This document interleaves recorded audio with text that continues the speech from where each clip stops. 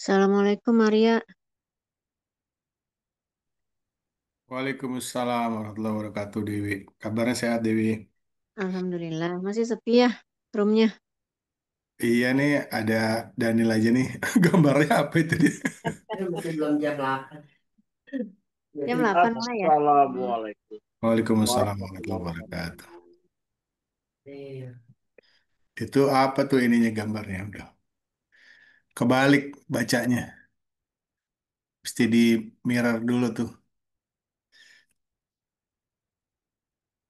Di mikrofonnya di mute. Itu kebalik ya? Balik. Oh, berarti masangnya yang itu ya? Oh, alah.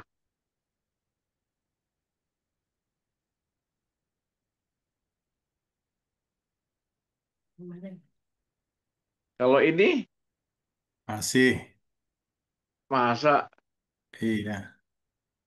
ini Nah ini enggak udah. gitu ya? Oh gitu. Terus kayak sama sama yang tadi. Enggak. Gue bingung Ini, tadi ini, bacanya apa gitu. ini kalau saya melihatnya malah kebalik. Salah ya? Enggak, ini kita ngelihatnya bener. Tadi kebalik.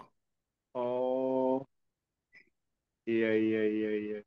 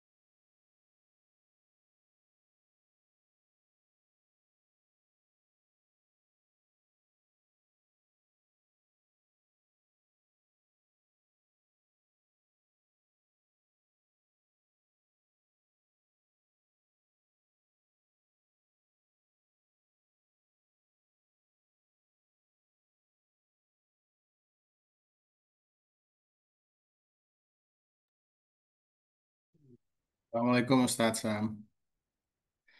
Waalaikumsalam warahmatullahi wabarakatuh. Belum ada siapa-siapa. Udah nih Oh, Ustadz. ada, Ada, ada, dan. udah ada Dewi. Iya, menunggu. Empat. Ya, sambil tunggu Ustadz ya.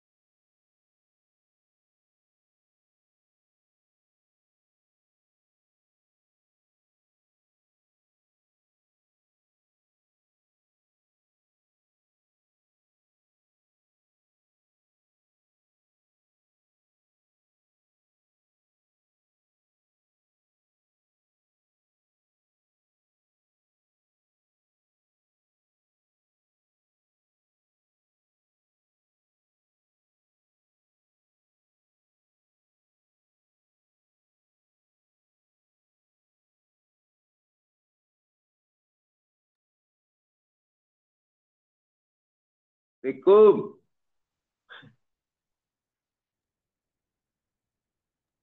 Waalaikumsalam warahmatullahi Waalaikumsalam. wabarakatuh.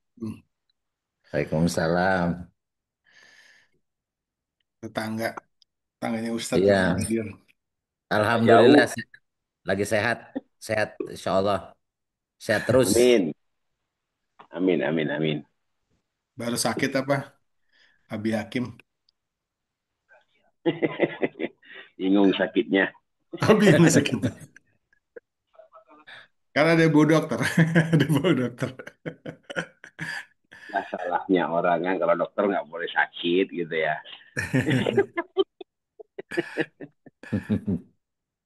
Aduh ya Allah ya Rob. Ya Ustadz kita ini ya baru apa? Ustadz Lukman ya berpulang kemarin ya kabar. Iya, iya, iya, itu juga apa? Agak lama saya nggak ketemu sama beliau. Itu Hmm. mantu saya itu Hmm. anak angkatnya beliau. Jadi karena temen Oh gitu. anaknya itu Wali itu temennya mantu saya Zulfikar. Mantu laki Ustadz ya. Iya, iya, yang pertama.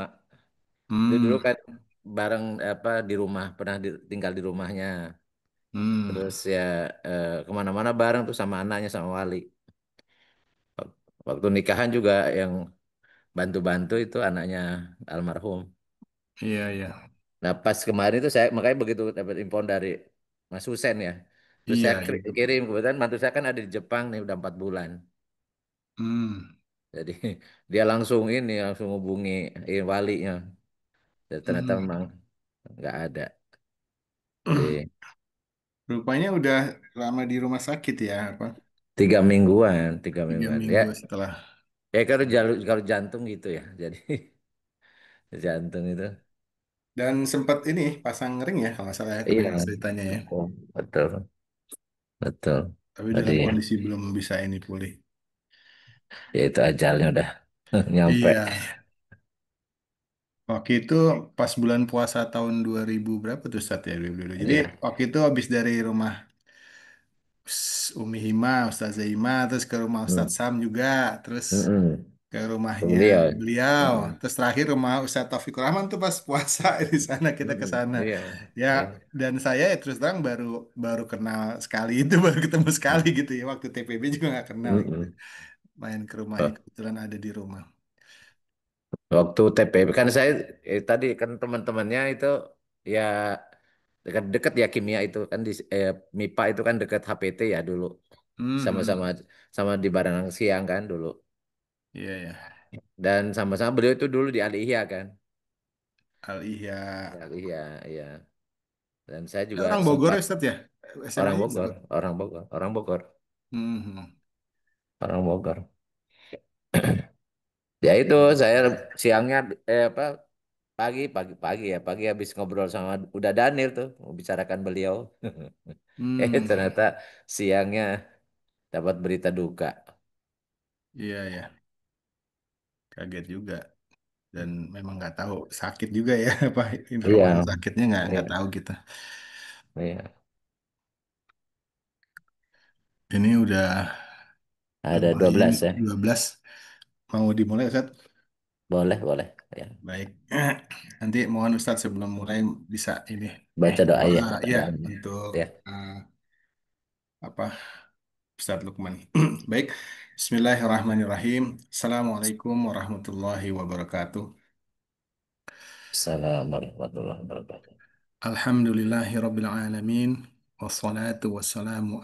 Wassalatu wassalamu ala asroril anbiya wal mursalin wa ala alihi wa sahbihi ajma'in amma ba'du.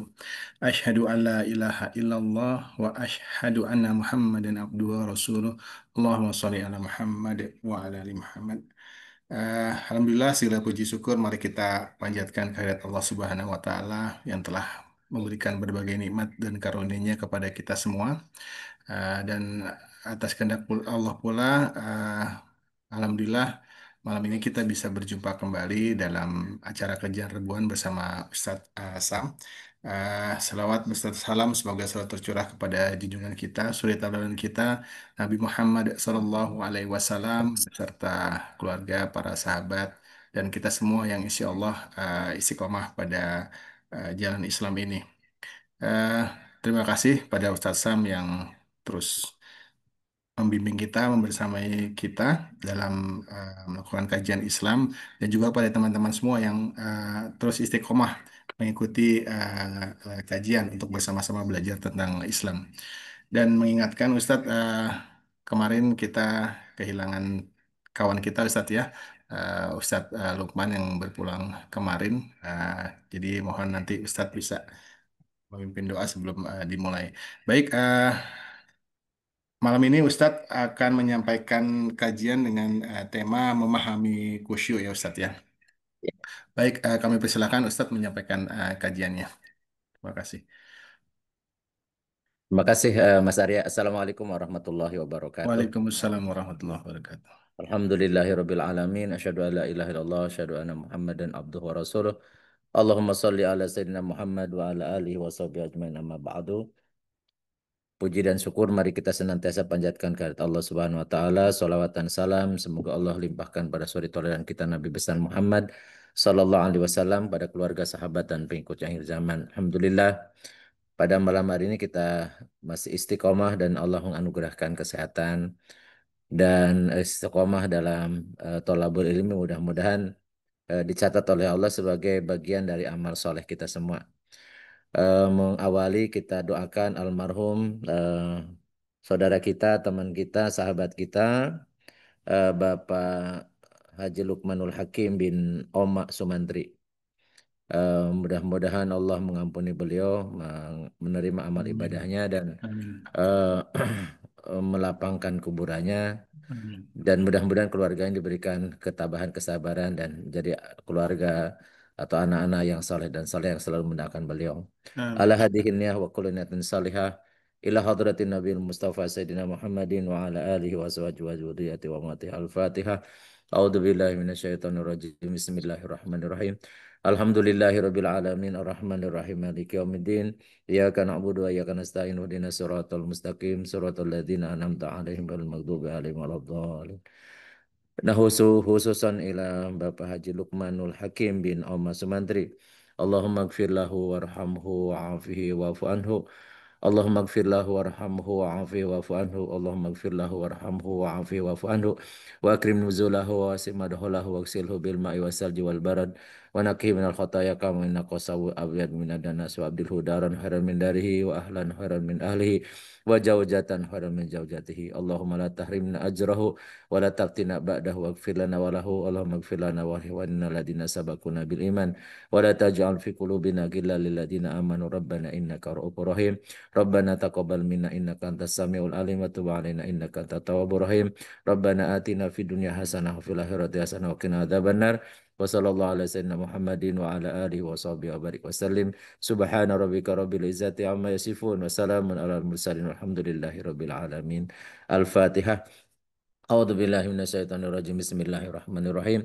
Alhamdulillahirabbil alamin arrahmanir rahim maliki yaumiddin. Iyyaka na'budu wa iyyaka nasta'in ihdinas siratal mustaqim siratal ladzina an'amta 'alaihim ghairil maghdubi 'alaihim waladdallin. Alhamdulillah, malam ini saya ingin menyampaikan materi tentang memaknai husu. Eh, Kenapa ini dibahas ya, Nak? Seringkali khusyuk itu seakan-akan hanya terbatas di dalam sholat, jadi sholat khusyuk, dan terkadang juga salah memaknai khusyuk karena sehingga ada sempat dulu berkembang pelatihan sholat khusyuk ya. Jadi pelatihan khusyuk. Jadi ini dikiranya khusyuk itu amalan apa amalan raga aja. Dikiranya fikih, padahal khusyuk itu bagian dari amalan jiwa. Oleh karena itu mungkin perlu kita apa memahami dengan clear, dengan jelas supaya kita bisa melaksanakan sesuai tentunya dengan apa kemampuan kita sebagai manusia biasa. Jadi itulah kenapa materi hari ini materi tentang khusyuk. Ini lanjutan sebenarnya karena kita dalam bulan ini kita membahas tentang akhlak ya, tentang pola sikap jiwa. Jadi minggu lalu kita membahas tentang syukur, sebelum kita membahas tawakal ya, sebelum kita membahas tentang adab dulu sebelum ilmu. Jadi hari ini juga masih mengkaji tentang nafsiyah Islami atau akhlak Islam, yaitu khusyuk. Jadi khusyuk Ya, secara bahasa ini dari kalau kita belajar dulu, Mas Arya pernah belajar sorof ya. Jadi ini wajahnya wajah sulasi Lupa mujarad ya. Ustaz, lupa. Oh sa'a yahsya'u khusyu'an. Eh, Orangnya disebut khosyi ya. Khosyi orang yang khusyuk. Jadi khusyuk itu masdar itu khusyu'an. Jadi khosya'a yahsya'u khusyu'an. Ini akar kata sama dengan khosyah atau apa yang sering disebut dengan khosyatullah. Jadi eh, apa khawatir atau takut kepada Allah. Jadi khosa'a ya sahu khusuan artinya secara bahasa ini artinya tunduk atau rendah diri dan takut. Jadi itu kalau kita buka di apa di kamus ya maknanya tidak eh, lepas dari tiga itu. Ada tunduk, maksudnya tunduk patuh, khusyuk. Jadi kemudian rendah diri ya. Jadi merendahkan diri di hadapan Allah tentunya karena khusyuk ini memang terkait dengan interaksi kita dengan Allah. Kemudian rasa khosyah dari khosyah ya takut, takut pada Allah. Nah, kemudian kebanyakan ya orang memahami khusyuk itu hanya bagian dari ibadah sholat saja. Padahal khusyuk dalam Al-Quran itu memiliki makna yang luas, yang tidak hanya terbatas pada ibadah sholat. Jadi dari sekian banyak definisi yang disampaikan oleh para ulama, saya mengambil satu pemahaman, satu definisi yang mungkin lebih lebih komprehensif ya. Khusyuk itu adalah amalan jiwa, artinya pola sikap jiwa atau nafsiyah Islam ya. Artinya bukan bukan amalan raga ya. Ya sebagaimana tawakal, sebagaimana syukur, sebagaimana sabar dan seterusnya atau ikhlas ini semuanya pola sikap jiwa atau amalan jiwa, bukan amalan raga. Sehingga salah kalau kemudian khusyuk kemudian justru memperbaiki gerakan-gerakan sholatnya. Jadi karena itu apa di luar dari luar apa aktivitas ragawi. Jadi amalan jiwa yang menggambarkan dari nilai spiritual atau disebut dengan ar-ruhiyah. Jadi kimahnya kimah ruhiyah atau adanya kesadaran hubungan dengan Allah. Istilah bahasanya idroksilah bila. Jadi ada kesadaran hubungan dengan Allah. Jadi orang khusyuk itu orang yang selalu sadar akan hubungannya dengan Allah. Ya. Atau ada aspek spiritual. Setiap dia melakukan sesuatu, dia kaitkan dengan Allah. Atau dengan kata lain kalau dalam surat ya surat yang pernah kita bahas ya surat Al Imran ya atau alladzina yadhkurunallaha qiyaman wa qu'udan wa ala junubihim itu orang yang khusyuk itu selalu berzikir kepada Allah dalam keadaan apapun dalam kondisi apapun jadi zikir ingat atau tadi memiliki kesadaran ya kesadaran hubungan dengan Allah atau idrak silah bila jadi siapa saja yang menyadari hubungannya dengan Allah di dalam perkataannya di dalam perbuatannya dan seluruh keadaannya, maka ia merupakan representasikan khusyuk dan berserah diri kepada Allah. Sebab siapa yang sadar akan hubungannya dengan Allah dalam setiap perkataan, setiap perbuatan dan keadaannya, niscaya dia akan takut kepada Allah. Takut akan siksa Allah, ya, kemudian akan tunduk patuh kepada Allah. Dia terikat dengan aturan-aturan Allah, akan merasakan perintah-perintahnya dan menjelarang larangannya. Jadi orang yang khusyuk itu orang yang hatinya atau jiwanya itu selalu mengkaitkan dengan Allah. Dia sadar, dia kalau akalnya selalu memikirkan, berpikir pola pikir yang mengkaitkan Allah, ya sebagaimana yang yadkurunallah wa yatafakkaruna. Jadi yadkurunallah kemudian yatafakkaruna. Jadi zikir dan berpikir. Jadi zikir itu amalan hati, kemudian fikir itu amalan akal. Dan hati dan akal adalah fungsi jiwa. Jadi ingat jiwa itu akal dan kolbu. Akal untuk berpikir, proses berpikir, sedangkan kolbu untuk merasakan, untuk menyadari, ya, kesadaran. Jadi dua hal itu terkait dengan amalan jiwa. Sehingga kalau orang yang khusyuk, ya orang khusyuk itu akan selalu mengikatkan dirinya dengan apa yang Allah inginkan, apa yang Allah kehendaki. Sehingga tidak hanya ketika sholat, jadi orang yang khusyuk itu. Walaupun dalam ayat Al-Quran disebutkan tentang khusyuk yang clear, jelas itu adalah sholat. Kenapa? Karena memang sholat itu representasi dari hidup kita. Kalau sholatnya, makanya kata Rasulullah SAW, ya, inna awala ma yuhasabu bil abdi yaumil qiyamah as-sholat. Sesungguhnya yang paling pertama kali dihisab di yaumil qiyamah adalah sholat. Fa in soluhat faqad aflaha wa anjaha wa in fasadat faqad khaba wa wasir. Siapa yang sholatnya bagus, ya beres, ya khusyuk ya, dia benar melaksanakan hukum fikihnya, kemudian khusyuk ketika menjalannya dia punya kesadaran ya ketika dia sholat ya dia apa yang dia ucapkan, yang dia lakukan atau yang ada di dalam benaknya itu selalu terikat dengan Allah, itu orang yang khusyuk. Sehingga ketika sholatnya khusyuk maka terlihat asarnya atau pengaruhnya atau dampaknya dalam keseharian. Karena Allah menyatakan inna sholata tanha anil fahsyai wal munkar. Jadi sesungguhnya sholat itu mencegah perbuatan keji dan munkar. Artinya kalau orang sholatnya khusyuk, dia mengkaitkan, menyadari hubungan dengan Allah, maka sesudah sholat itu pengaruhnya nyata. Dia tidak mungkin dia sholat, habis sholat kemudian berbuat keji dan munkar. Karena dia terikat ya, terikat hatinya, ya terikat pemikirannya selalu dengan Allah. Jadi idroksilah bila. Dia tidak berani melanggar apa yang Allah telah tetapkan. Itu orang khusyuk. Oleh karena itulah maka sholat, kalau sholatnya benar, maka yang lain apa pasti benar. Jadi kalau sholatnya khusyuk, maka itu dampaknya sangat nyata dalam keseharian. Jadi kalau ada orang sholat, tapi kemudian sombong, ini menunjukkan bahwa sholatnya baru raganya, baru fikihnya, baru aktivitas amalan ragawinya. Ya.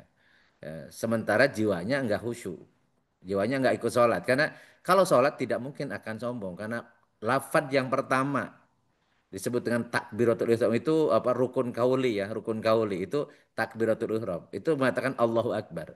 Tidak mungkin orang yang kemudian mengatakan Allah itu maha besar, kemudian dia sesudah sholat kemudian maka merasa dirinya besar. Karena sombong itu adalah istikbar atau mutakabbir, merasa dirinya sombong, merasa dirinya besar. Padahal dia sering mengatakan Allahu Akbar. Kita ini rendah, kita ini kecil, tidak ada apa-apanya, kita ini lemah dan seterusnya. Jadi apa kalau sholatnya itu dijiwai atau jiwanya sholat, maka mestinya perbuatan sehari di luar sholatnya akan beres. Maka Rasulullah mengatakan insolohat fakot afalah wang jahat. Jadi kalau sholatnya benar, ya benar apa fikihnya dan benar kemudian khusyuk, benar dijiwai sholatnya dengan jiwanya, maka pasti amalan-amalan yang lain akan beres. Sehingga dia akan beruntung, akan sukses, dan akan bahagia. Tapi wa in fasadat, kalau sholatnya rusak, rusak itu bisa tidak menjalankan, bisa menjalankan tapi hanya ragaan saja, maka rusak semuanya. Ya, celaka rugi. Atau disebut dalam surat Al-Maun, fawailul lil musallin. Celaka orang yang sholat, alladzin ang sholatim sahun, yaitu orang yang sholatnya sahun. Sahun itu artinya lawan dari khusyuk. Jadi sahun artinya jiwanya enggak sholat. Kenapa jiwanya enggak sholat? Alladzina hum yuraun. Karena dia ingin dipandang, ingin dilihat. Jadi pamer atau ria. Jadi sholatnya itu ingin dilihat apa yang dia lakukan. Jadi tidak dijiwai apa sholatnya. Nah, oleh karena itulah maka khusyuk itu mencakup semua hal terkait dengan kesadaran hubungan dengan Allah. Ketika dia mau melakukan sesuatu, kemudian dia nyadari ini boleh atau tidak. Jadi standar orang yang khusyuk itu adalah halal haram, boleh atau tidak menurut Allah. Karena tujuan orang yang selalu khusyuk itu, yang selalu apa tunduk patuh ya kepada Allah, yang takut kepada Allah saja, itu adalah orientasinya agar Allah ridho, agar Allah suka, agar Allah mencintainya dan seterusnya. Oleh karena itulah tidak mungkin kalau dia, walaupun dia sholat, kalau dia tidak khusyuk ya tidak mungkin akan berbekas dalam kesehariannya. Jadi dan itu ada di tengah-tengah kita sholatnya bagus, tetapi sombong ia, merasa dirinya suci, merasa dirinya paling benar, padahal dia mengatakan Subhanallah Maha Suci Allah. Kemudian dia apa? Dia sudah mengatakan apa? Semuanya ya, semuanya dikembalikan pada Allah. Dia ketika memuji, dia baca itu bahkan surat Al-Fatihah itu menjadi rukun kauli dari antara ayat Al-Qur'an ya. Jadi mulai dari bismillah kemudian alhamdulillah itu artinya kalau dia fahami, dia jiwai, ya semua bacaan itu akan membekas dalam kesehariannya. Nah, lalu orang-orang khusyuk itu seperti apa di dalam Al-Qur'an? Kata kita referen kita adalah ayat Al-Qur'an. Contoh misalnya orang yang bisa khusyuk itu yang seperti apa? Ya, atau orang yang khusyuk itu seperti apa? Di dalam surat misalnya Al-Baqarah ayat 45 46 Allah berfirman wasta'inu bisabri wasalah. Jadi mintalah pertolongan eh, tentunya kepada Allah ya. Bisabri wasalah dengan sabar dan sholat. Wa innaha dan sesungguhnya sabar dan sholat itu ada dua.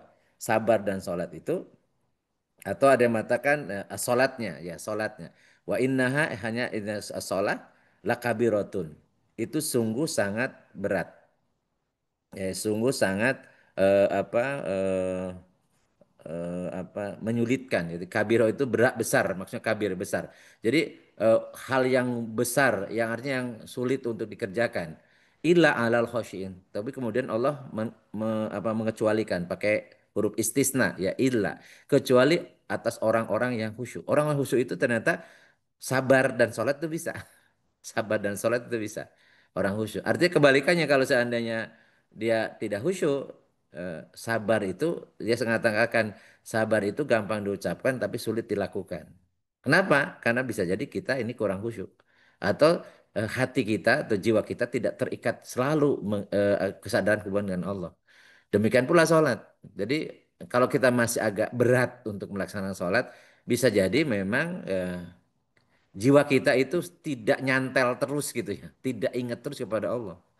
Karena kalau nyantel terus, kalau ada kesadaran hubungan dengan Allah terus, ya dia khusyuk ya hidupnya, maka sholat itu mudah. Bahkan kalau dia tidak bisa melaksanakan sholat dengan afdoliyahnya, bisa berjamaah, kemudian tepat waktu dan seterusnya, ada merasa ada yang kurang. Itu menunjukkan bahwa hati kita selalu selalu terikatan. Kalau kita kemudian masih meremehkan, sholat misalnya, ya, artinya kita sholatnya juga tidak khusyuk ya, tidak khusyuk itu sebagaimana sampaikan oleh Rasulullah SAW. Man hanat alai sholatu kana ala Allahi ahwan. Jadi siapa yang kepada sholat saja meremehkan, menggampangkan, maka kepada hukum-hukum Allah yang lain lebih mengentengkan lagi.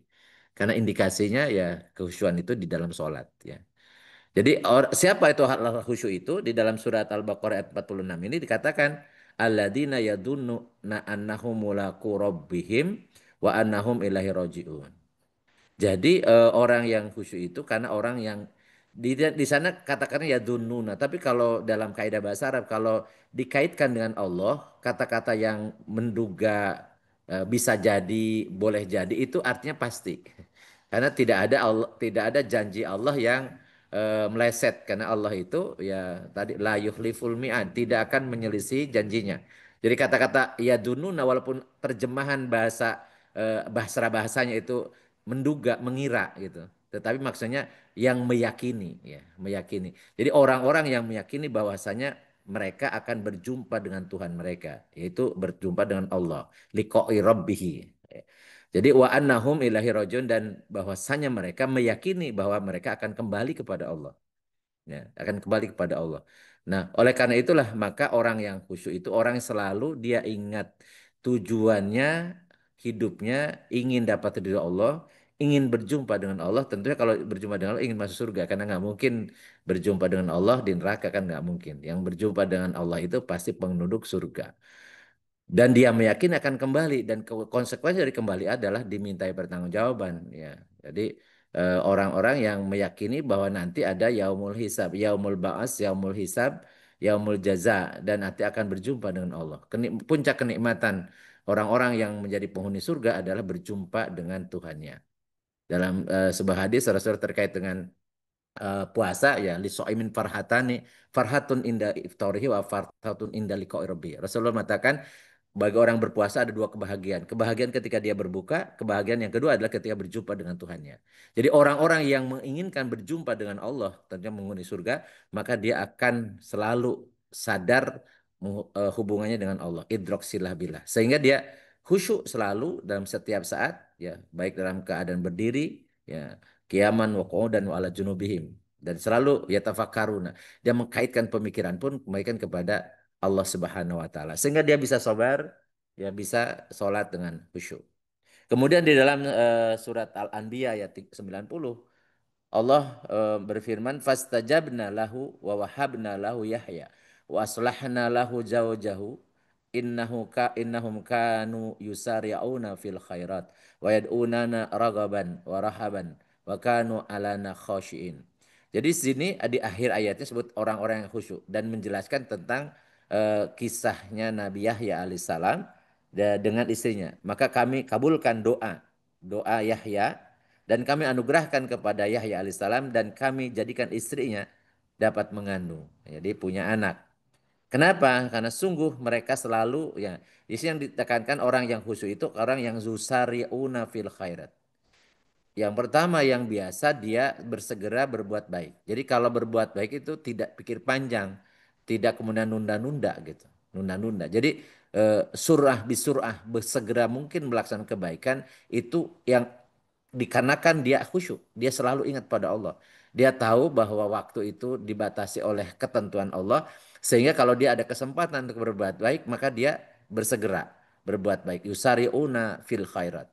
Ya.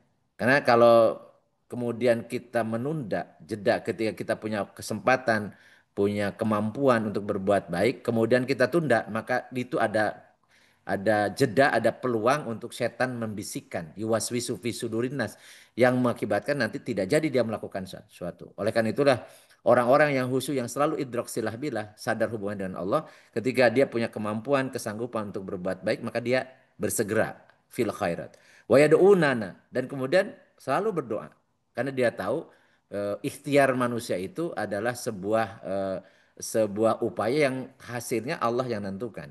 Jadi apapun kerja kita itu tetap yang menentukan adalah Allah. Oleh karena itu ketika dia berbuat, beramal, amal soleh tetap dia berdoa kepada Allah. Yad'unana dengan rogoban warahaban, dengan penuh harap dan cemas. Jadi orang-orang yang khusyuk itu satu sisi dia rogoban atau rojaan ya, roja, rogoban, mengharap betul. Tetapi juga ada rohaban, rohaban atau khosyya, khusyuk ya, maksudnya khawatir, takut, khauf ya, khauf atau rohaban atau khaufan atau khusyuan itu artinya khawatir Allah tidak menerima ibadah kita atau Allah tidak ridho kepada kita. Dan itulah orang-orang yang khusyuk, orang-orang yang kepada Allah selalu mengkaitkan dirinya atau ingin ingat kepada Allah dan juga tunduk patuh kepada aturan Allah. Jadi orang-orang yang yakin akan berjumpa dengan Allah, yang yakin akan kembali pada Allah, orang yang selalu bersegera melaksanakan kebaikan ketika dia mampu atau dia punya kesanggupan, kemudian dia selalu berdoa dengan rogoban warohaban, dengan roja, khauf dan roja. Maka orang-orang ini adalah orang-orang yang khusyuk. Di dalam ayat yang lain, dalam surat Al-Ahzab ayat 85, bahkan ini juga dengan balasannya. Balasannya adalah di akhir ayat ini lahum magfiratan wa ajron azima. Jadi orang-orang yang tadi disebutkan nanti satu-satu ya itu dan khusyuk bagian dari paketnya. Jadi tidak dipisahkan dengan yang disebutkan ya. Allah akan menjanjikan kepada mereka ampunan dan pahala yang besar. Pahala yang besar maksudnya adalah surga. Siapa saja yang akan mendapat ampunan pahala yang besar? Innal muslimin wal muslimat. Pertama, beragama Islam, laki-laki atau perempuan. Yang kedua, karena ini wa itu artinya bukan choice, tapi wa itu paket dan gitu ya, paket. Jadi tidak bisa dipisah. Jadi muslim saja nggak cukup, harus wal mukminin wal mukminat. Karena bisa jadi muslim tapi nggak beriman, namanya orang munafik gitu ya. Jadi muslimin muslimat, mukminin mukmin. Jadi muslim itu dari dohirnya, dari fisiknya, ya, dari syariatnya. Sedangkan mukmin itu kolbunya atau jiwanya, itu beriman. Orang beriman laki-laki atau perempuan, wal qonitina wal qonitat dan orang yang tetap dalam ketaatan. Jadi memelihara ketaatan itu disebut qonitin. Laki-laki yang taat selalu menjaga ketaatannya, istiqomah dalam ketaatannya disebut dengan qonitin. Dan perempuan yang menjaga ketaatannya, istiqomah dalam ketaatannya disebut qonitan. Wasadiqina wasadiqat dan orang yang benar, benar. Jadi laki-laki yang benar, perempuan yang benar, wasabirina wasabirat dan orang yang laki-laki yang sabar, perempuan yang sabar. Wal khasyiina wal khasyat dan orang-orang laki-laki yang khusyuk dan perempuan yang khusyuk. Wal mutasaddiqina wal mutasaddiqat, orang biasa bersedekah, laki-laki ataupun perempuan, as-shaimina was-shaimat dan orang laki-laki atau perempuan yang berpuasa, wal hafidna furujahum dan laki-laki yang menjaga kemaluannya, wal hafidhat dan juga perempuan yang menjaga kemaluannya. Adzikirinallaha katsiran wadzakirat dan orang yang selalu zikir laki-laki dan yang banyak kepada Allah adzakirat dan perempuan yang selalu zikir pada Allah. Jadi kalau ini ada pada diri kita ya karena khusyuk bagian ya bagian dari keseluruhan ya bagian dari apa tadi kita sebagai muslim harus mukmin harus qonitin harus sodikin harus sabirin harus khosyiin harus mutasodikin soimin Kemudian hafidina furujahum kada adzikirin. Jadi kalau itu kita lakukan, ya, kita lakukan dan sepanjang hayat ya sampai ajal, maka balasannya a'adallahu lahum magfiratan wa ajron adima. Maka Allah menyiapkan untuk mereka ampunan dan ajron adima. Kenapa setiap menyampaikan tentang pahala itu ampunan diawali? Karena yang menjadi beban kita ketika menghadap Allah adalah dosa. Dosa itu menjadi penghalang. Bisa jadi amal kita terasa banyak, tetapi ternyata ada dosa yang mengakibatkan Allah tidak ridho. Karena masuk surga kita bukan karena amalan kita, tetapi karena Allah ridho. Dan Allah ridho itu bisa jadi terhalang ketika ada dosa yang mengakibatkan Allah murka. Sehingga concern yang pertama dan utama kita adalah ampunan dari Allah dulu. Ampunan dari Allah dulu. Baru kemudian kita cerita tentang balasan berupa pahala. Ya. Kenapa? Karena kalau dosa kita terampuni, sekecil apapun kebaikan pasti akan menambah, akan memberatkan timbangan kebaikan kita. Tetapi sebanyak apapun kebaikan kita, kalau dosanya lebih besar dan ada dosa yang membuat Allah murka, maka tidak bernilai apapun ya kebaikan-kebaikan kita. Itulah oleh karena itu perintah kita untuk ketika kita beramal soleh, maka perintah yang pertama adalah suruh minta ampun dulu. Wasari'u ila magfiratim mir rabbikum wa jannatin arduas samawati wal ardu iddat lil muttaqin. Jadi bersegera kalian kepada ampunan dari Allah, Tuhan kalian, ampunan dari Allah, dan segeralah masuk ke surga. Maksudnya beramal baik untuk bisa bekal masuk ke surga. Ya, dan surga itu yang sudah selangit dan bumi sediakan untuk orang bertakwa. Jadi mohon ampun dulu, kemudian baru kita cerita tentang pahala. Dan bagi orang-orang yang memiliki sifat-sifat sebagaimana disampaikan dalam surat Al-Ahzab 35, maka dipastikan Allah akan memberikan ampunan, semua dosa yang akan diampuni, dan Allah akan memberikan pahala yang aziman, yang besar. Kemudian dalam surat Al-Hadid ayat 60 ayat 16 ini terkait dengan orang-orang yang orang yang beriman ketika ditanya oleh Allah, yakni lilladina amanu, apakah tidak apakah belum tiba waktunya bagi orang-orang beriman antahsya'a qulubuhum, untuk mereka khusyuk. Jadi ini kita yang sudah beriman pun masih disuruh tasya'a qulubuhum, harus khusyuk hati mereka. Lidzikrillah. Jadi dengan cara apa? Dengan diingat kepada Allah. Wa ma nazala minal haq, dan harus juga khusyuk mengingat dan kemudian mempelajari, memahami apa yang telah Allah turunkan berupa kebenaran. Maksudnya al-haq di sini adalah Al-Qur'an. Ya, surat Al-Hadid ayat 16. Nah, demikian pula dalam surat Al-Isra ayat 107 109. Jadi tentang orang yang khusyuk itu karena orang yang tahu, orang yang punya ilmu. Ya, tidak mungkin orang khusyuk kalau dia tidak punya ilmu. Ya. Ini juga nanti kaitannya dengan sholat ya. Kalau kita tidak tahu ilmunya, ya sulit untuk kemudian akan khusyuk. Allah berfirman, Kul aminu bihi awla tu'minu. Katakan wahai Muhammad, ya kalian mau beriman atau tidak beriman. Itu artinya pilihan, tidak bisa dipaksa. Innalladzina utul ilma min qablihi, sesungguhnya orang-orang yang diberi ilmu pengetahuan sebelumnya, idza yuzla alaihim yahirruna lil adqani sujada. Ketika dibacakan Al-Qur'an kepada mereka, mereka tersungkur ya. Mereka tersungkur kemudian bersujud ya, bersujud. Wa yaquluna, dan kemudian mereka berdoa, subhana rabbina in kana wa'du rabbina la maf'ula. Mereka berdoa, maha suci Tuhan kami, sesungguhnya janji Tuhan kami itu pasti akan terwujud. Jadi pasti akan dipenuhi. Wa yahiruna lil adqani yabkuna wa yaziduna khusyu'a. Dan mereka kemudian menyungkurkan wajahnya sambil menangis, dan mereka bertambah khusyuk ya.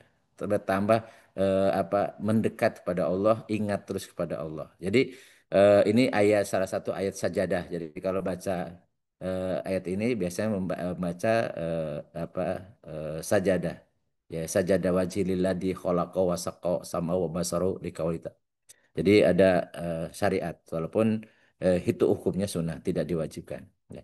Kemudian dalam surat Ali Imran ayat 199, Wa inna min ahlil kitabi lama yu'minu billahi wa ma unzila ilaikum wa ma unzila ilaihim khasyi'ina lillah.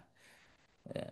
Wa yashtaruna bi ayatillahi tsamanan qalila ulaika lahum ajruhum inda rabbihim innallaha sari'ul hisab. La yashtaruna. Jadi sesungguhnya di antara ahli kitab dari orang Yahudi dan Nasrani sebelumnya kemudian ada yang mereka kemudian beriman pada Allah, ya, dan kepada apa yang telah diturunkan kepada kamu. Jadi kalau ya masuk Islam artinya. Jadi bukan tetap di agama mereka. Jadi berarti masuk Islam. Dan yang diturun kepada mereka sendiri jadi ke Taurat dan Injilnya. Kemudian mereka merendahkan hati atau khusyuk. Mereka khusyuk, ya. Khosyi'ina lillah. Jadi khusyuk, ya, tunduk patuh, ya, merendahkan diri kepada Allah, ya. Dan mereka tidak menjual belikan ayat-ayat Allah dengan harga yang murah. Jadi maksudnya karena dia tahu kemudian dia ingat kepada Allah, maka tidak mudah kemudian menutup-nutupi kebenaran apa yang mereka telah ketahui. Jadi orang-orang sudah tahu hukumnya, tahu ayat Al-Quran, kemudian dia menutupi pengetahuannya atau ilmunya, itu disebut dengan menjual ayat-ayat Allah dengan harga yang murah. Walaupun mungkin nilainya triliunan, karena tetap di hadapan Allah berapapun jumlahnya harta dunia itu kecil, itu kolilan, karena dibandingkan dengan yang kholidina fiha abada, berupa surga. Jadi orang-orang yang dia menjual ilmunya, menjual keimanannya hanya untuk dapat harta, itu disebut dengan yang menjual belikan ayat-ayat Allah dengan harga yang kecil. Dan orang-orang yang beriman pada Allah, yang punya ilmu pengetahuan, mereka khusyuk di hadapan Allah, kemudian mereka tidak akan mungkin menjual ayat-ayat Allah dengan harga yang kecil. Apa kalau demikian dengan harga yang besar? Boleh enggak, karena semua urusan dunia itu kecil gitu. Jadi artinya ini larangan haramnya kita menjual belikan ayat, yaitu mencari pembenaran untuk kemudian melegalisasi sesuatu kemaksiatan atau suatu kesalahan atau suatu kebatilan. Dan orang-orang ini selalu ya tadi tersungkur, menangis ya karena khusyuknya, karena selalu mengkaitkan dengan Allah Subhanahu wa taala. Dan di dalam surat Al Imran 99 ini wa inna min ahlil kitab, jadi innallaha, ya, jadi ulaika, dan wa inna min ahlil kitab lama yu'minu billahi wa ma unzila ilaikum wa ma unzila ilaihim khashi'ina lillah la yashtaruna bi ayatin malan qala ulaika lahum ajruhum inda rabbihim innallaha sari'ul hisab. Jadi mereka itu ahli kitab yang masuk Islam itu mereka dapat pahala di sisi Tuhan mereka, dan Allah, sesungguhnya Allah sangat cepat hisabnya. Jadi bagi Allah itu menghisab semua makhluknya itu sangatlah mudah, ya. Ya, sangatlah mudah. Kemudian balasan orang khusyuk banyak sekali sebenarnya kalau kita baca Al-Quran atau hadis-hadis tentang bagaimana orang-orang yang khusyuk itu. Misalnya dalam surat Al-Mu'minun tuh. Jadi ada beberapa ayat ya, minimal di ayat pertama dan kedua, qad aflahal mu'minun alladzina hum fi sholawatihim khosyi'un. Sungguh ya, beruntunglah orang-orang beriman, yaitu yang pertama orang-orang yang dalam sholat mereka khusyuk, atau orang-orang yang khusyuk dalam sholatnya. Surat Al-Mu'min ayat 1-2. Jadi sholat khusyuk itu ternyata menjadikan orang itu aflah. Aflah itu kebahagiaan dunia akhirat. Jadi aflah. Jadi kalau bahagia di dunia disebut dengan sa'adah saja, itu bisa dunia. Tapi kalau aflah itu beruntung dunia akhirat. Berada dalam barzah. Atau tadi dalam surat Al-Baqarah 45 yang sudah kita baca. Jadi orang-orang yang khusyuk itu akan mudah, ya, tidak akan berat untuk sabar dan untuk melaksanakan sholat. Jadi kalau kita akan merasa enteng melaksanakan atau bisa sabar, ya, karena ini sangat sulit, ya, sabar itu sangat sulit kecuali orang khusyuk. Jadi kalau kita khusyuk maka sabar bisa kita lakukan, dan sholat dengan benar dan khusyuk tadi. Dan selalu mengingat kepada Allah. Kemudian dalam sebuah hadis yang diriwayatkan oleh Imam Ahmad, Abu Dawud, dan Nasai, ini terkait dengan pahala dari orang yang sholat. Itu ternyata tergantung kehusuannya. Inna rajula la yang sorifu wa ma kutiba lahu illa usru sholatihi tus'uha sumunuha subuha sudusuha khumsuha rubuha sulusuha nisfuha. Jadi ada yang selesai dari sholatnya, tetapi dia hanya mendapatkan sepersepuluhnya. Ya. Jadi usur itu artinya 1/10. Jadi hanya 10% yang khusyuknya gitu ya. Yang khusyuknya. Jadi 90% nggak khusyuk. Atau dia hanya dapat tis'uha. Tis'uha itu 1/9. Ya. Ya, atau sumunuha atau 1/8 atau subuha atau 1/7, sudusuha atau 1/6 atau humusuha atau 1/5 atau rubuha atau 1/4, sulusa atau 1/3 atau nisfuha. Ternyata berhenti di nisfuha. Jadi rupanya nggak ada yang sempurna tuh. Jadi sholat kita itu ya, karena manusia itu ya. Ternyata kalau menurut hadis ini itu paling banter gitu hebat-hebatnya itu nisfu, separoh. Separohnya nggak husuk. Yang kita nggak tahu kita masuk separoh, 1/4, setengah, sepertiga, 1/4 atau berapa. Ya. Tapi tadi kalau tidak karena maha murahnya Allah, ketika ada khusyuk di situ, maka Allah akan menyempurnakan. Dan kenapa disyariatkan sholat berjamaah? Supaya Allah menyempurnakan. Kalau dari yang berjamaah itu masing-masing, misalnya ada yang separuh, ada yang 1/4, 1/3, jadi akumulasinya ya sempurna gitu. Makanya kenapa as-sholatul jamaah afdolu min sholati faddi bisab'in wa isrina daraja. Jadi sholat berjamaah itu lebih utama daripada sholat sendirian 27 derajat. Ya. Dan ini kalau kebalikan dari husu ini disebut dengan sahun. Ya, dalam surat Al-Maun disebutkan ya, wailul lil musallin alladzina ang salatihim sahun. Jadi celaka orang sholat, yaitu orang yang sholatnya sahun. Sahun itu apanya? Artinya lalai. Lalai itu maksudnya jiwanya nggak ada, nggak sholat. Jadi jiwanya nggak sholat, raganya doang yang sholat, maka disebut musallin, orang yang sholat raganya, tetapi jiwanya tidak ada sehingga disebut lalai. Atau lawan dari khusyuk juga karena bodoh gitu. Jadi alladzina hum fi gumratin syahun. Jadi orang-orang yang terbenam dalam kebodohan yang lalai. Jadi gumrati artinya orang-orang yang bodoh, orang yang tidak ngerti itu sulit untuk kemudian jadi lawan dari khusyuk. Karena khusyuk itu mengharuskan dia punya ilmu. Ya. Nah, kemudian dalam surat Al-Hadid ayat 16, wala takunu kalladzina utul kitaba min qablu fatala alaihimul amadu faqasat qulubuhum wa kasirun minhum fasikun.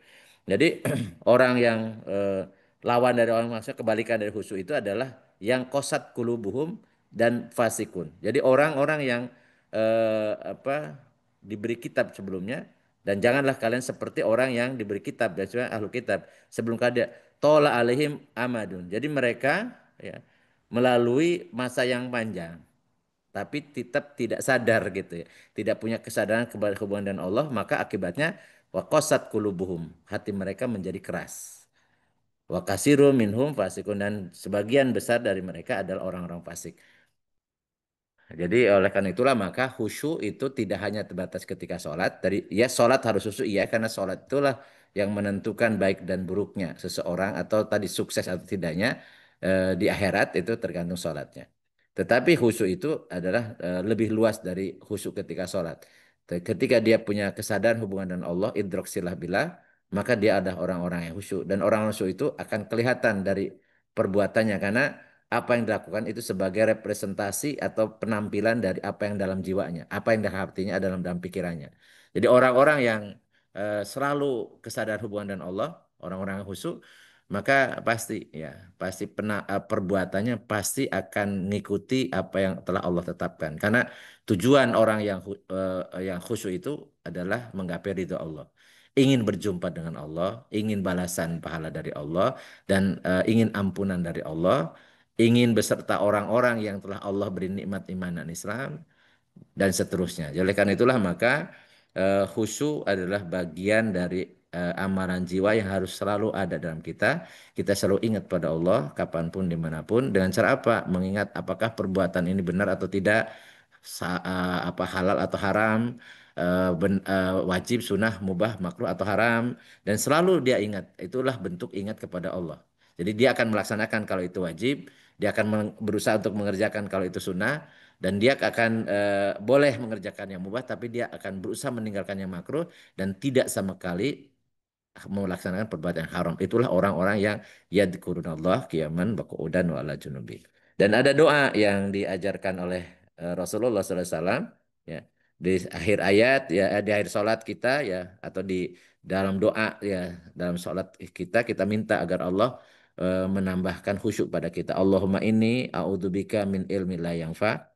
Ya Allah, aku sesungguhnya berlindung kepadamu dari ilmu yang tidak bermanfaat, wa min qalbin la yasha dari hati yang tidak khusyuk, wa min nafsin la tashba dari jiwa yang tidak pernah merasa cukup, wa min da'watin la yustajabu lahu dan dari doa yang tidak diijabah atau doa yang tidak terkabulkan. Ini hadis Muslim, hadis sahih. Jadi ini bisa jadi amalan kita, doa kita mohon kepada Allah agar Allah menjaga hati kita selalu khusyuk, ya selalu tunduk, selalu khawatir, selalu takut pada Allah, selalu mengharapkan ridho Allah dan seterusnya. Dan terkait dengan sholat tadi, khusyuk itu adalah bukan tidak ingat apa-apa, ya, dan tidak mungkin kita tidak ingat apa-apa, tetapi berusaha, berupaya menghadirkan jiwa kita sholat. Dengan cara apa? Ketika kita membaca, kita tahu apa yang kita baca, kita paham apa yang kita ucapkan, ya kemudian ketika kita melakukan sesuatu gerakan, ya baik ruku, itidal, sujud, kita sadar ya bahwa itu bagian bahwa kita sedang berhadapan dengan Allah, sedang beribadah pada Allah. Ketika jiwa kita ada di situ, maka setelah sholat pasti akan terpancar pengaruh dari sholatnya dalam keseharian. Mudah-mudahan Allah menjaga kita, menjaga hati kita selalu khusyuk. Demikian saya kembalikan waktunya ke Mas Arya dan monggo teman-teman kalau ada yang mau nambahkan. Jadi ini kalau apa akhlak itu ya, akhlak itu karena memang bukan untuk diperdebatkan, tapi untuk dilaksanakan, Laksanakan. untuk dilaksanakan. Ya. Tentunya oleh jiwa kita dan karena kita ini adalah jiwa kita yang akan menghadap Allah nanti jiwa kita yang akan dihisap nanti jiwa kita ya jadi semuanya itu kita bicara tentang jiwa. Jiwa itu bahasa Arabnya nafsun, jamaknya angfus ya, angfus. Jadi nanti raga itu hanya berhenti di pada batas ajal. Setelah itu kemudian raga kita akan dikubur ya, nyawanya akan dicabut sehingga kita sebut mati. Nah, mati kemudian raga akan hancur jadi tulang belulang jadi tanah. Sementara jiwa kita akan berlanjut, ya akan masuk ke dalam alam barzah, ya. Kemudian akan singgah di alam barzah, bisa mendapatkan nikmat kubur, bisa juga mendapatkan siksa kubur. Naudzubillah. Kemudian setelah dunia akan hancur, maka jiwa kita akan apa dibangkitkan raga baru, ya. Tentunya dengan raga baru, ya jiwanya dengan raga baru yang kemudian akan masuk kepada fase terakhir disebut yaumul akhirah atau yaumul akhir. Akhir di mana situ khalidina fiha, ya. Khalidina fiha ya tentunya kita berharap ya karena kita selalu ya selalu mengkaitkan dengan Allah, maka di akhir kehidupan kita khalidina fiha abadanya ada dalam rahmat, dalam ridho Allah Subhanahu wa taala dan berjumpa dengan Allah Subhanahu wa taala dalam surganya. Amin ya rabbal Amin. alamin. Amin. Baik. Silakan Ya, terima kasih Ustadz atas penyampaian materinya. Semoga Allah menggolongkan kita semua sebagai orang yang khusyuk ya Ustadz ya. Khusyuk amin. dalam Amin. arti kita menyadari adanya hubungan dengan Allah dalam setiap perkataan, perbuatan kita dan menyadari bahwa kita akan kembali kepada Allah nanti untuk mempertanggungjawabkan apa yang kita lakukan di dunia. Baik, kami persilakan kepada teman-teman untuk bisa mengajukan pertanyaan untuk ada suatu hal yang ingin didiskusikan, dipersilakan. Mungkin sebelum yang lain Ustadz izin Silakan. iya apa namanya ya tadi sampai slide pertama pun saya pikir Ustadz mau membahas khusyuk sholat gitu Ustadz ya. Tapi ternyata khusyuk itu sangat sangat luas gitu ya. Khusyuk itu sangat luas. Nah terkait dengan apa ya tadi Ustadz sampaikan juga bahwa sholat itu bisa mencegah kita dalam apa dari perbuatan keji dan munkar. Saya berpendapat bahwa ya sholat itu bukan satu-satunya ini Ustadz ya untuk mencapai kita manusia sebagai orang yang taat, tapi juga mendalami ilmu-ilmu lain pun juga itu perlu gitu. Gimana kita apa bisa menghindari katakanlah riba kalau kita nggak pernah tahu tahu apa bahwa itu riba itu dilarang gitu ya. Jadi tidak hanya sekedar sholat, tapi ada apa ada hal yang menyeluruh gitu ya, tidak sebatas sholat gitu. Mohon bisa diekspos. Ya. Iya. Jadi kan Islam itu sebut dengan kafah atau sempurna ya. Jadi Allah berfirman al-yauma akmaltu lakum dinakum wa atmamtu alaikum nikmati wa raditu lakumul Islam madina. Jadi kata sempurna itu artinya tanpa cacat atau tanpa ada yang tertinggal gitu ya. Ya. Atau ketika Allah menyatakan ya ayyuhalladzina amanu udkhulu fisilmi kafah wa la tattabi'u khutuwati syaiton innahu lakum aduwwum mubin. Wahai orang-orang beriman, masuklah ke dalam Islam secara kafah, artinya secara menyeluruh, totalitas, dan jangan ikuti langkah-langkah setan karena setan itu musuh yang nyata dari kalian. Nah, jadi Islam itu adalah sebuah ideologi, sudah mabda ya, ideologi.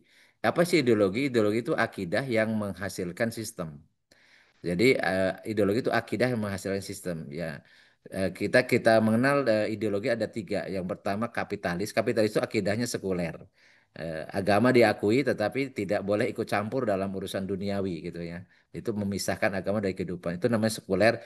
Dan yang dominan adalah para kapitalnya. Ya, ada orang pegang uangnya. Yaitu makanya disebut kapitalisme gitu ya. Tapi akidahnya adalah sekuler gitu. Nah, beda lagi dengan sosialisme komunis. Kalau komunis ya, ya, dan di dalamnya ada PKI dulu yang di Indonesia itu, akidahnya dia tidak percaya ada Tuhan, bahkan menganggap agama ini sebagai racun, sebagai candu yang berbahaya gitu dalam kehidupan manusia. Sehingga kemudian mereka karena akidahnya tidak meyakini Tuhan, maka otomatis eh, hidupnya ya mengikuti apa yang mereka pandang baik menurut mereka.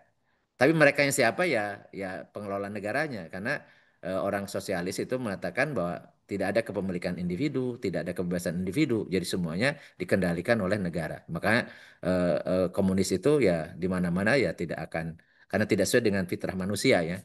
Itu komunisme. Dan kemudian Islam, Islam itu akidahnya adalah bahwa kita manusia alam semesta dan kehidupan ini dulu nggak ada, terus ada penciptanya, namanya Allah gitu. Jadi sebelum sebelum kita ada itu ada pencipta. Sebelum makhluk ada ya ada khaliknya gitu. Dan nanti sesudah dunia ini selesai ya ya ada kembali kepada siapa ya kepada Allah. Jadi dan di situ ada pertanggungjawaban. Itu akidah Islam.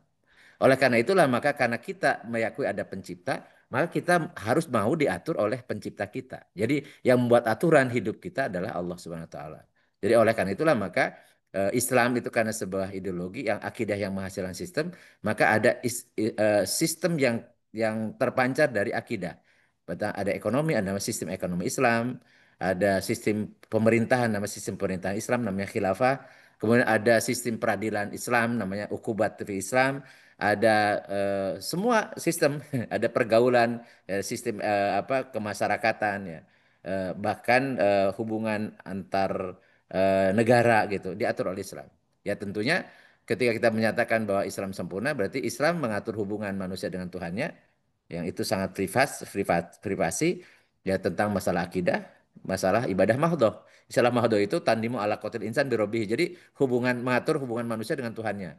Itu ibadah mahdoh. Ada sholat, ada zakat, ada puasa, ada haji. Kemudian akidah tentunya yang syahadat ya. Kemudian bagaimana Islam mengatur terkait dengan apa yang sikap pribadi seperti tadi akhlak atau nafsiyah, kemudian makanan, minuman, pakaian gitu. Dan kemudian ya tentunya yang paling banyak Islam mengatur hubungan manusia dengan manusia yang lain. Dan namanya muamalah. Ya muamalah itu sangat luas tadi. Ya.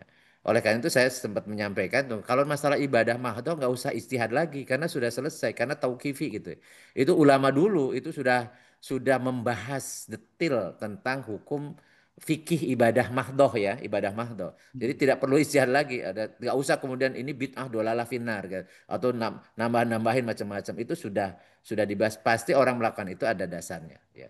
Jadi kayaknya sih sulit untuk nambah-nambahin ibadah mahdoh ya.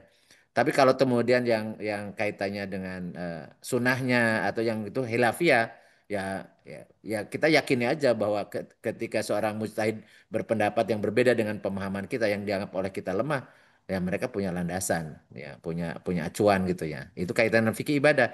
Nah, yang harusnya yang giat kemudian kita beristihad untuk menjawab masalah-masalah itu dalam kaitan fikih muamalah. Karena itu berkembang terus, berkembang terus. Zaman Rasul belum ada, ya sekarang ada. Dulu kan zaman Rasulullah kan belum ada apa ya, apa jual beli online gitu ya.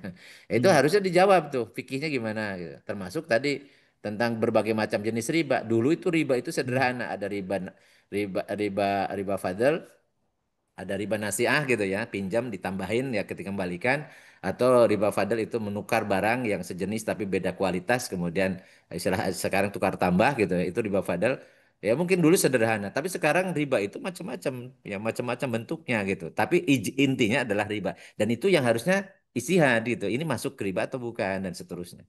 Demikian pula tentang muamalah yang lain ya, dalam politik, dalam ekonomi, dalam peradilan dan seterusnya. Itu mestinya kalau kalau mau beristihad itu Iya, karena hal-hal yang baru itu ya pasti terwujud, pasti ada ya ketika manusia berkembang, budaya mereka berkembang, peradaban mereka berkembang, akal hasil karya pemikiran mereka ya, sains dan teknologi berkembang, sehingga akan muncul hal-hal yang baru yang itu harus dijawab gitu. Jangan beristihadnya isinya tentang ibadah mahdoh. Ibadah mahdoh mah udah lewat 1400 sampai ke kita itu 1400 tahun gitu. Itu sudah ada imam-imam yang mazhab di situ, ada mujtahid-mujtahid mutlak, ada Imam Hanafi, Imam Maliki, Imam Syafi'i, Imam Hambali, dan imam-imam yang lain yang sangat banyak, dan itu kemudian ada juga mujtahid-mujtahid yang menginduk yang menggunakan usul fikih para imam itu. Jadi itu disebut dengan mazhab. Udah tinggal ikuti aja lah, kita ngikutin aja, nggak usah terlalu repot. Kok seakan-akan ada hadis yang tidak tercover oleh ulama terdahulu gitu. Seakan-akan ini hadis temuan baru, kan nggak mungkin, karena hadis itu melalui mereka, mulai generasi sahabat, tabiin dan tabiin. Mereka lah generasi disebut dengan generasi salafi gitu kan. Generasi salafi itu ya generasi sahabat, tabiin dan tabiin gitu. Jadi itu, dan ya kalau ada perbedaan-perbedaan pendapat terkait dengan apa fikih ibadah, ya itu hal yang memang lumrah, karena di situ mengandung memang peluang untuk berbeda pendapat. Namanya juga ijtihadiyah gitu ya. Ya seperti itu. Jadi ya itulah baik Islam Ustaz. ya. Jadi jangan sampai Islam kemudian dikecilkan, jadi seakan-akan sholat saja gitu. Apalagi Iya, kemudian di Islamnya itu disingkat berdasarkan bahasa Indonesia. Kalau sudah Isya, sudah subuh, kita sudah subuh Zuhur, lohor, sudah asar, asar sudah maghrib. sudah sempurna, enggak kayak gitu. Atau Islam hanya rukun Islamnya saja, ya enggak, karena Islam itu mengangkut seluruh aspek kehidupan, dan Islam adalah ideologi. Jadi adalah akidah yang menghasilkan sistem. Jadi sistem kehidupan gitu. Karena memang Allah menurunkan ini bukan hanya ngatur masalah hubungan dia dengan Allah semata. Itu kalau misalnya agama ya, agama ritual saja ya, agama ruhyah saja seperti Kristen, Hindu, Buddha, Konghucu, Yahudi, itu memang tidak ada sistem di situ karena memang bukan ideologi. Jadi hanya akidah ruhyah saja gitu, hanya berbicara tentang aspek ibadah dan akhlak ya, paling norma-norma. Ya, sebatas itu, nggak ada sistem ekonomi Hindu misalnya, atau sistem Hmm, peradilan ya Kristen misalnya dan seterusnya. Dari Islam itu lengkap gitu. lengkap. Ya, Lengkap. baik Walau alam Ustaz. bisawab. Jadi Ya, mangga silakan. kita ke ini chat dulu Ustaz ya. Sebelum tadi Ya, kayaknya mangga. udah Daniel udah buka-buka kamera mau nanya biasanya. Ini dari titipannya Teh Evel mau langsung sampaikan. Atau saya bacakan ya. Jadi Iya, iya. ada titipan menurut Islam setelah manusia meninggal maka yang dapat meringankannya di akhirat adalah doa anak yang soleh, ilmu yang Mm-mm. bermanfaat, amal jariah. Apakah doa Mm-mm. doa dari orang lain juga dapat meringankan almarhum? Contohnya Ya, doa tahlilan. iya. Silakan Ustaz. Betul. Mangga. Nah, itu kita pernah kita bahas dulu ya waktu kita bahas tentang tahlilan. Eh, jadi Rasulullah SAW menyatakan ini hadisnya sah. Jadi kalau ini karena kesannya ya dalil itu cuma hadis doang gitu ya. Padahal dan dalil itu kan ada Al-Quran, ada hadis, ada ijma sahabat, bahkan kemudian ada kias. Kalau itu ada ilat syar'i ya di dalamnya, dalam dalil. Jadi Rasulullah SAW bersabda, "Idza mata ibnu Adam in qata'a amaluhu illa bithalathin sodakotin jariyatin au waladin solihin yad'ulah au ilmin yungtafa'u bih." Jadi apabila anak Adam meninggal maka putus semua amalnya ya. Yang kita tahu ya, yang dinilai oleh Allah kan amal ya, amalnya ya. Man amila fama ya'mal. Jadi amalnya. Pasti ketika meninggal kan tidak bisa beramal lagi toh, karena sudah nggak ada orangnya gitu. Kan amal itu kan apa yang dilakukan oleh tangannya, oleh kakinya, oleh badannya, oleh ragawinya kan gitu. Jadi Rasul mengatakan apabila anak Adam meninggal maka putus amalnya, kecuali ada ilah di situ. Nah, oleh karena itu ya kata-kata ilah harus betul-betul dipahami betul. Dikecualikan apa? Ternyata penama sodakotin jariyatin. Nah, di situ kita melihat lafadznya lafadz nakiro. Jadi sodakotin jariyatin. Jadi pakai tanwin ya, itu menjadi nakiroh. Artinya undefinitif, bukan ma'rifah. Ini menunjukkan bahwa makna sodakoh dalam pengertian umum. Yang ada yang menafsirkan ini wakaf. Berarti kalau wakaf berarti yang yang akan mengalirkan pahala hanya orang yang punya kekayaan yang diwakafkan. Berarti orang-orang yang tidak punya harta, orang-orang miskin yang tidak mungkin wakaf untuk keluarganya pun nggak cukup, misalnya nggak mungkin ada dapat itu gitu. Nah, oleh karena itu kata-kata nakiroh itu menunjukkan bahwa sodako tinjari itu sangat luas. Semua infak yang digunakan dalam jalan Allah, baik infak wajib ataupun infak sunnah, yang itu niat ikhlas karena Allah, maka itu menjadi sodakoh jariah. Ingat apa ayat yang menceritakan menjelaskan tentang zakat pun itu dengan menggunakan kata-kata as-sodaqah, innama sodaqatu. Sesungguhnya sodaqah pada maksudnya adalah zakat ya. Jadi zakat. Jadi kata sodaqah itu bisa maknanya umum, bisa makna khusus. Bisa makna umum, bisa makna khusus. Jadi semua yang dikeluarkan, diinfakkan di jalan Allah, baik infak untuk yang wajib, infak untuk yang sunnah, maka itu akan mengalirkan pahala. Ya. Seperti apa? Misalnya kita mencari nafkah, kemudian menafkahi istri, menafkahi anak, menyekolahkan anak. Itu di jalan Allah pasti gitu ya. Maka bekas-bekasnya atau tadi usaha kita yang mencari harta kemudian untuk apa melaksanakan kewajiban itu menjadi sedekah jariah, akan mengalirkan pahala. Ya, nggak usah pakai logika karena ini semuanya gaib ya. Jadi jiwa kita juga gaib, alam barzah juga gaib. Ya, kemudian pahala dan dosa yang Allah berikan itu juga gaib bagi kita gitu ya. Jadi makanya kita yakini saja bahwa Allah nanti akan mengalirkan pahala dari sodakoh jariah. Baik sodakoh kayak infak wajib seperti nafkah, seperti zakat, seperti apa misalnya kita punya nazar atau kemudian kita sedekah infak sunnah seperti sedekahnya sendiri ya yang diberikan kepada orang yang butuh atau hadiah atau wakaf ya atau wakaf atau hibah dan seterusnya itu selama di jalan Allah ya maka itu menjadi sedekah jariah au waladin solihun yadullah. Nah di situ juga waladinnya ya waladin pakai tanwin artinya nakiro.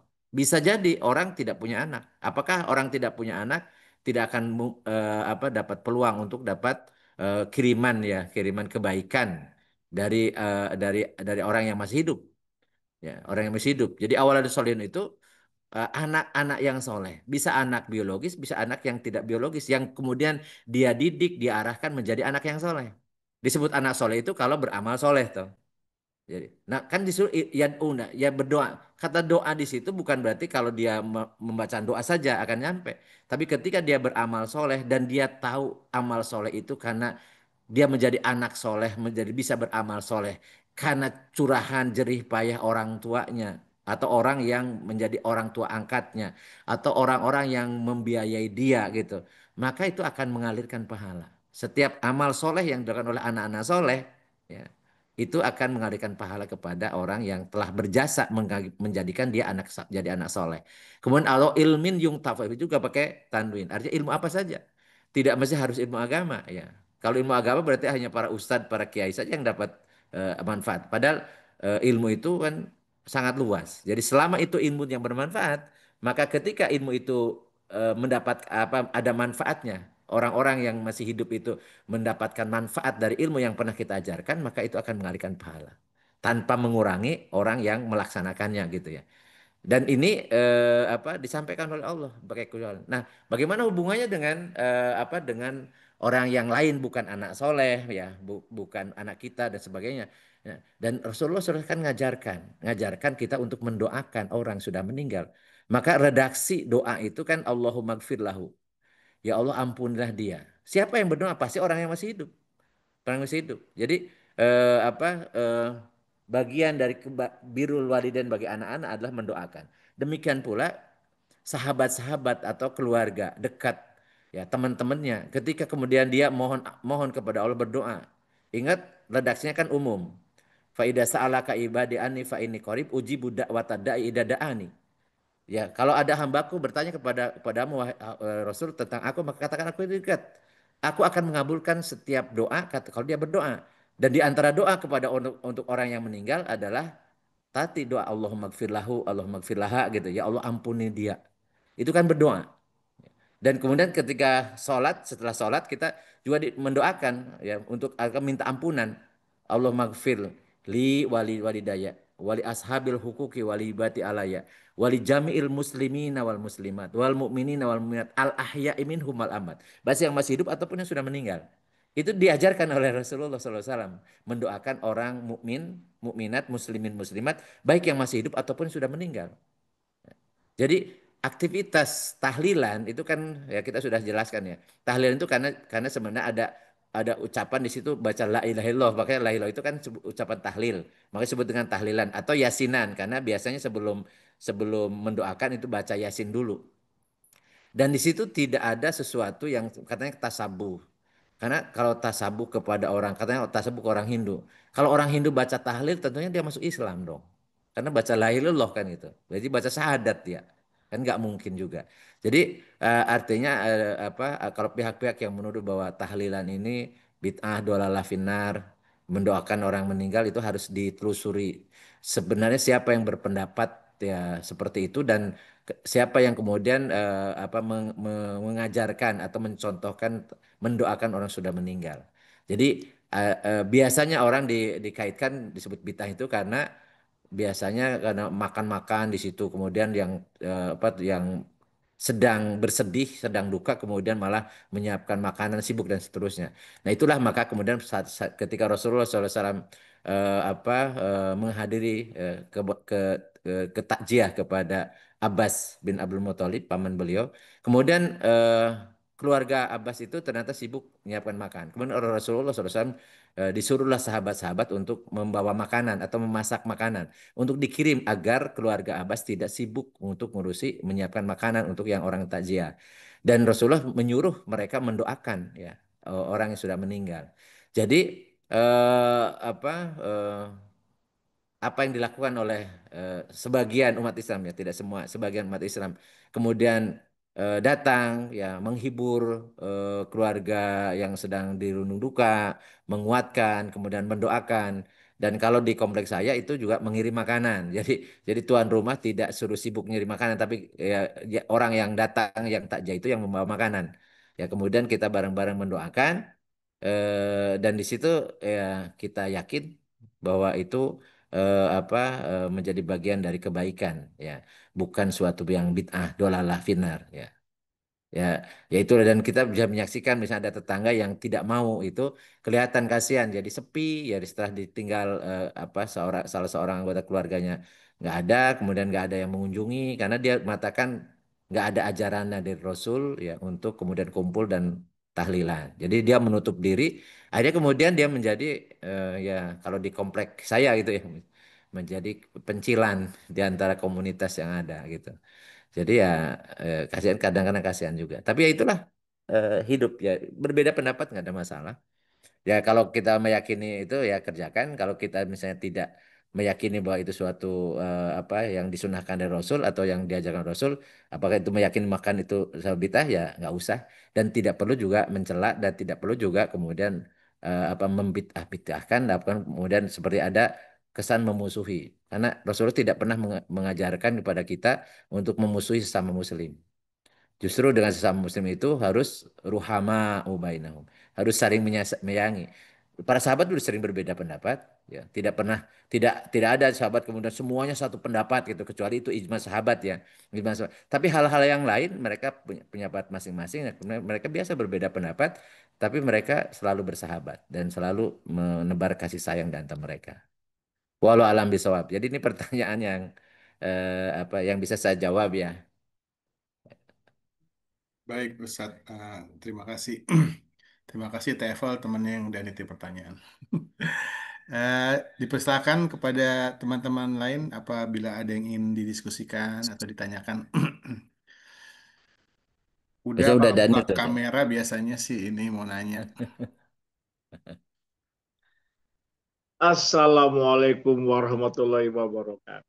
Waalaikumsalam Waalaikumsalam warahmatullahi warahmatullahi wabarakatuh. wabarakatuh. Saya sama dengan Om Arya di saat menerima topik khusyuk terpikir sholat.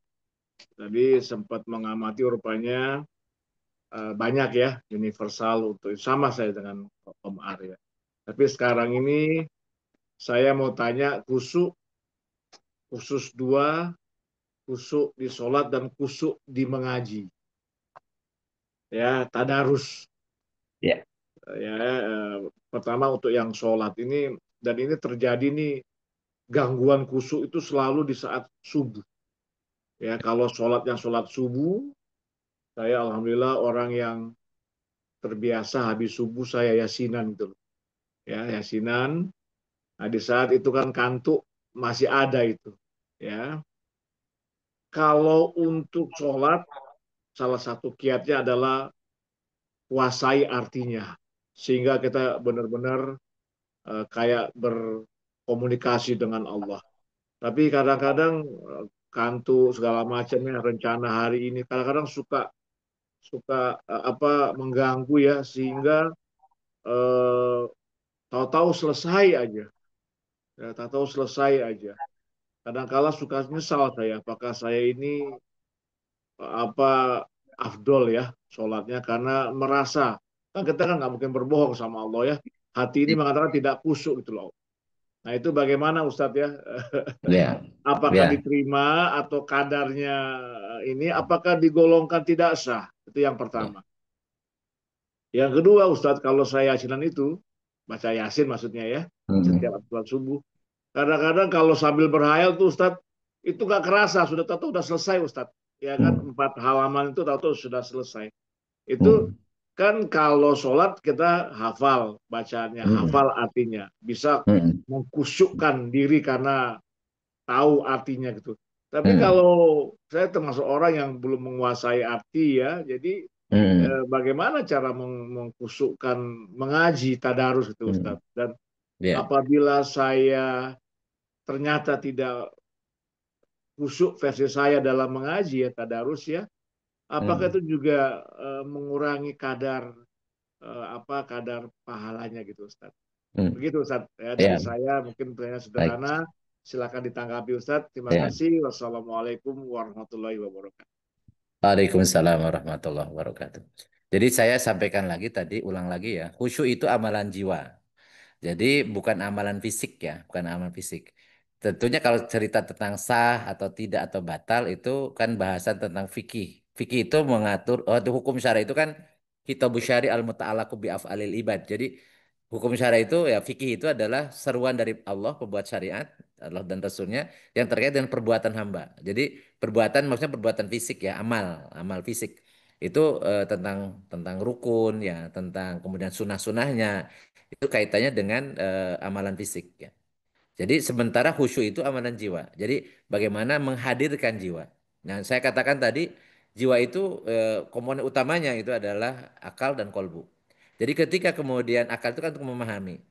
Orang yang khusyuk itu ketika dia sadar, ketika kan sadar berarti ketika dia mengucapkan lafaz-lafaz dia nyambung dengan akalnya gitu kan, nyambung dengan akalnya. Jadi paham gitu ya. Sehingga kemudian berarti kalau supaya paham berarti kan harus ngerti maknanya untuk sholat ya, untuk sholat. Jadi ketika supaya dia khusyuk berarti dia harus ngerti. Ketika baca Allahu Akbar artinya Allah Maha Besar. Ya, dan itu dengan dipahami bahwa Allah Maha Besar berarti kita kecil. Ya. Sehingga kan kalau itu setiap waktu dia mengatakan itu mestinya dan merasa besar itu hilang gitu. Jadi masa besar itu kan sombong namanya ya, sombong. Berarti sombong itu akan hilang dari orang yang sholatnya khusyuk. Kemudian ketika dia baca tasbih subhana rabbiyal a'la, subhana rabbiyal azimi dan seterusnya baca tasbih itu artinya maha suci Allah. Berarti kita kan nggak suci. Kita ini kotor, kita ini banyak dosa, banyak maksiat dan seterusnya. Jadi maka dia ketika setelah sholat kalau khusyuk nih, jiwanya baca tasbih itu, maka setelah sholat dia tidak akan merasa paling bersih, paling suci, paling benar gitu loh. Jadi dia dia dia kan tadi dampak ya, karena pemahaman kan dipahami. Jadi akal itu memahami lafaz-lafaz yang diucapkan ketika dia sholat. Ingat juga ketika sholat kan kita sedang berhadapan dengan Allah, sedang komunikasi dengan Allah gitu. Mestinya kan ada kesadaran di situ. Pemahaman dan kesadaran itu karena ada fungsi akal dan fungsi kolbu. Nah, kemudian ketika melakukan siap melakukan itu karena kesadaran itu, maka dia akan merasakan ketika dia ruku dia merasakan dia sedang ruku di hadapan Allah. Tuhan kita yang maha agung, ya, yang maha besar, ya. Sebenarnya kan saya tadi Subhan Rabbil Azimi, Subhan Rabbil A'la gitu ya. Jadi ketika bahasa tasbih itu kita sedang merendahkan. Makanya sebab ibadah itu kan menghambakan, ya. Dia kepada siapa? Kepada Allah. Menghambakan. Jadi gerakan-gerakan itu sebagai cerminan bahwa kita sedang ruku di hadapan Allah dan mensucikan Allah yang Maha Agung, dan ketika sujud tersungkur kita merendahkan serendah-rendahnya di hadapan Allah, ya, karena Allah yang Maha Tinggi, ya, Maha Suci dan Maha Tinggi, Subhan Rabbil A'la wa bihamdi, dan pujian untuknya dan seterusnya. Jadi kesadaran itu, akal dan kolbu itu hadir ketika sholat, itulah sholat khusyuk, dan itu amalan jiwa. Oleh karena itu maka tidak ada cerita tentang tadi sah atau tidak sah. Karena sah atau tidak sah itu bahasan tentang fikih, tentang amalan raganya gitu ya. Jadi, nah, tapi terkait dengan pahalanya gitu. Makanya tadi saya sampaikan hadis Rasulullah SAW, ada orang yang sedang sholat, tapi ternyata dia dapatnya cuman sepersepuluhnya, ada yang sepersembilannya, ada yang seperdelapannya, ada sepertujuhnya, seperenamnya, ada seperlimanya, seperempatnya, sepertiga, setengah, sampai setengah gitu. Artinya tadi ya tingkat kehusuan itu yang berbeda-beda. Maka bahasan husu itu bukan bahasan husu atau tidak husu, hitam putih, tidak. Dan Allah tentunya maha mengetahui tentang tingkat kehusuan kita. Oleh karena itulah kenapa kalau sholat berjamaah itu afdol, lebih utama. Karena kehusuannya itu kehusuan jamaah gitu. Kehusuan jamaah. Jadi bisa jadi mungkin udah cuma dapat separoh misalnya, atau dapatnya seperempat atau sepertiga, Bang. Atau bahkan bisa jadi sepersepuluh karena banyak pikiran ya. Jadi yang 10% doang yang ingat ketika dia sholat. Sisanya itu 90%-nya ingat proyek, ingat macam-macam, ingat Ngurusin ini eh, pesta rakyat. macam-macam gitu ya. Macam bisa jadi kan. Tapi karena tercover dengan jamaahnya, maka kemudian dapat pahala yang jamaah gitu. Makanya kenapa sholat berjamaah itu lebih utama kan gitu. Itu salah satu hikmahnya dari sholat berjamaah. Nah, itu yang terkait dengan husu. Jadi ya sah kalau kalau secara hukum syara'nya syarat rukunya terpenuhi kan sah kan ya. Tapi pahalanya itu Allah yang Maha tahu, tergantung tingkat kehusuan kita gitu. Ya, sama dengan ikhlas lah, sama dengan ikhlas. Ikhlas itu kan juga karena amalan jiwa ya. Itu bukan ikhlas atau tidak ikhlas, bukan hitam putih kan. Ya, bukan hitam putih, tapi ya tergantung tingkat keikhlasan kita. Biar Allah yang menilai, karena itu bukan bukan kita yang menilai, karena urusan Allah. Allah Maha tahu ya. Allah tahu, dan Allah itu Maha Pemurah kan gitu. Bisa jadi kita sebenarnya khususnya cuma sepersepuluh, tapi oleh Allah disempurnakan pahalanya, kan bisa seperti itu gitu.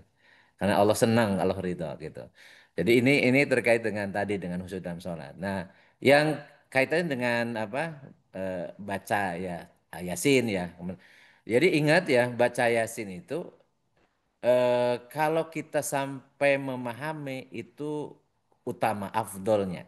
Tetapi ingat kata Rasulullah, man qara'a harfan, berarti bacanya saja.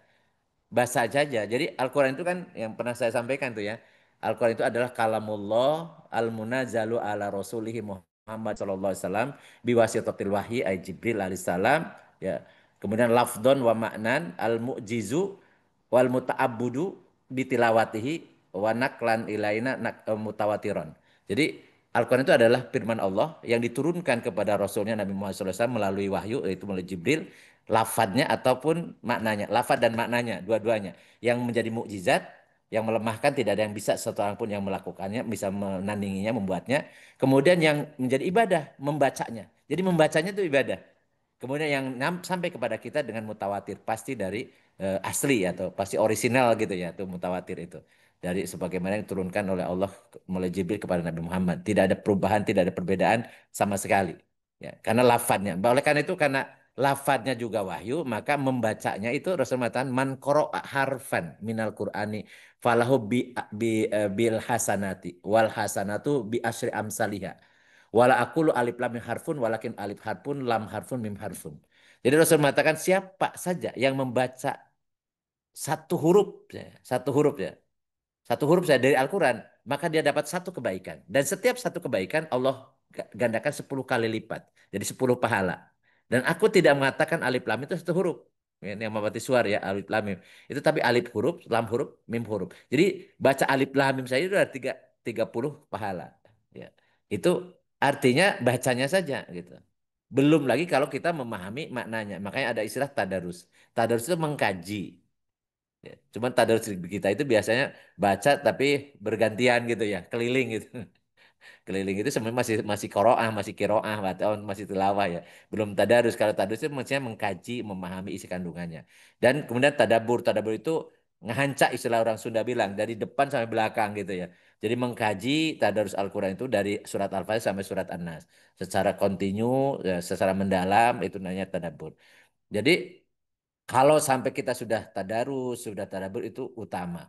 Tapi kalau kita baca saja nih bari jeng tengarti artina gitu ya baca. Ya, tapi tentunya baca juga kan harus belajar, harus bacanya harus benar karena Al-Quran itu kan beda baca makhrajnya ya makhrajnya beda ya beda maknanya mestinya kan, beda tajwidnya ya bisa beda maknanya, misalnya lam pendek dan lam panjang kan beda, yang satu sungguh yang satunya tidak gitu ya.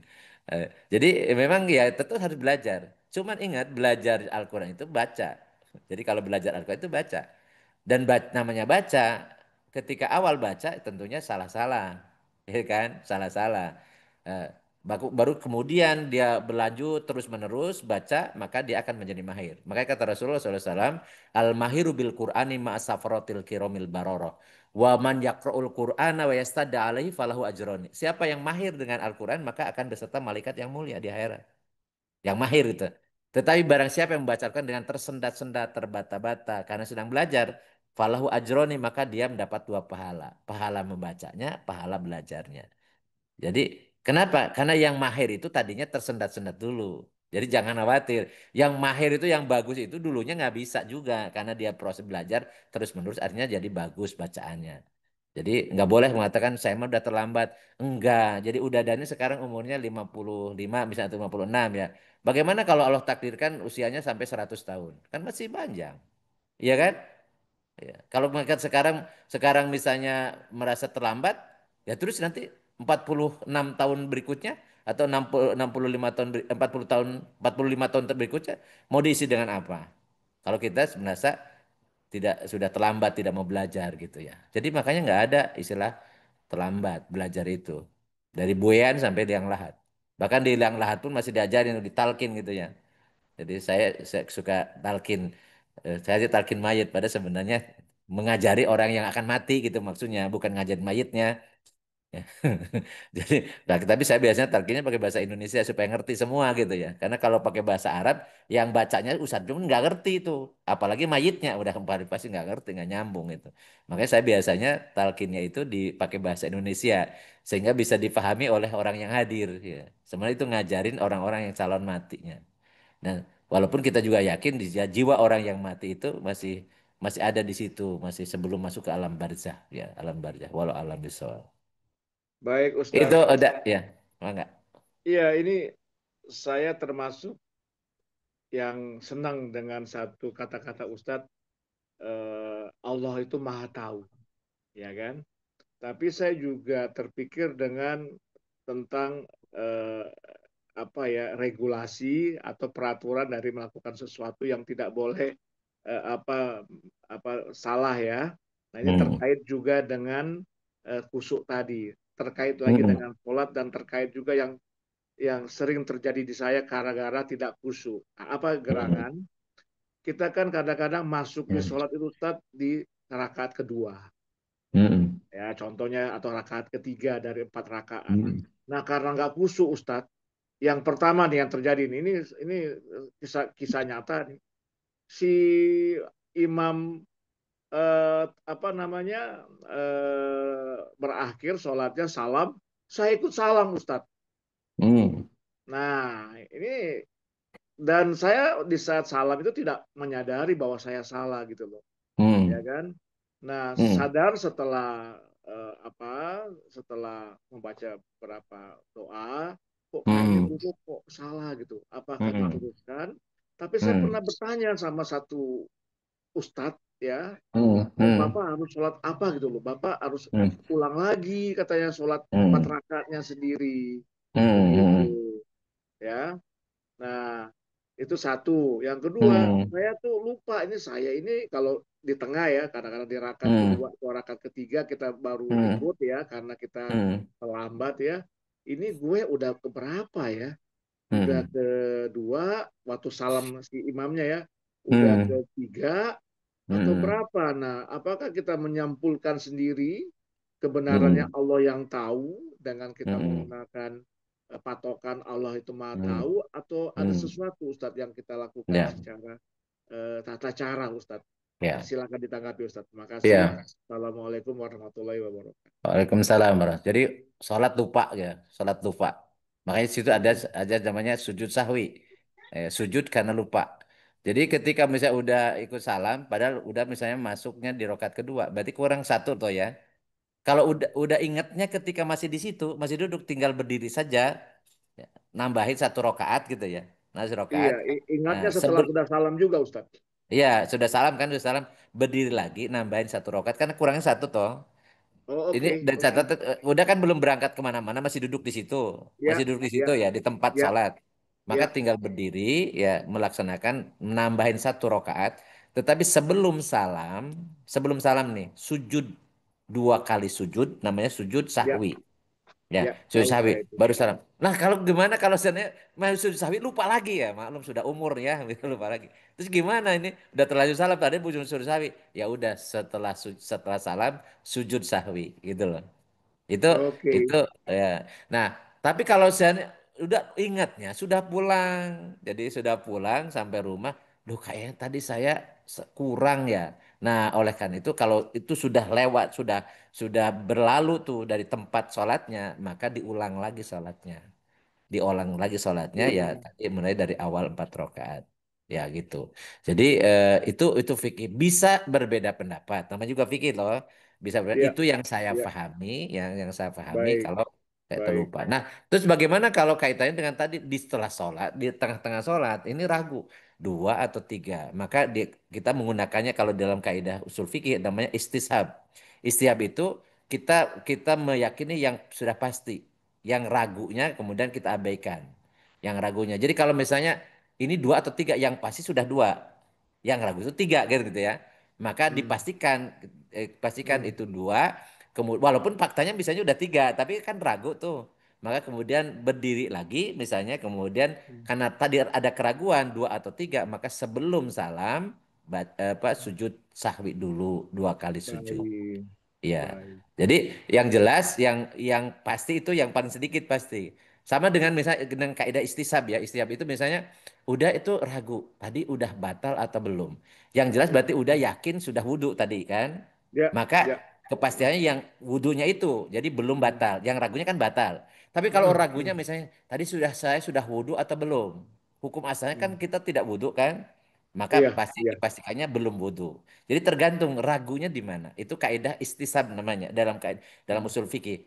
Jadi Hmm. kita mengambil yang pasti dan kemudian menghilangkan yang ragu. Ya Rasulullah mengatakan Baik, dak ma yuribuka ila ma la yuribuka. Tinggalkan yang meragukan, kita mengambil baik. yang tidak meragukan. Walau alam bisawab. Baik, terima kasih. Jazakallah khairan Ustadz. Afan mangga.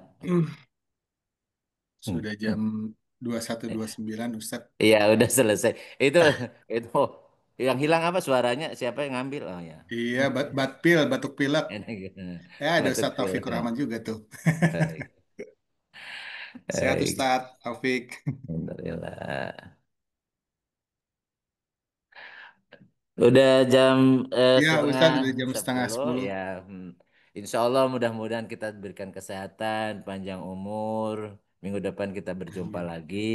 Ya, tetap istiqomah dalam kebaikan. Ya, tetap menjaga hubungan kita dengan Allah yang sebaik-baiknya. Saling menasehati.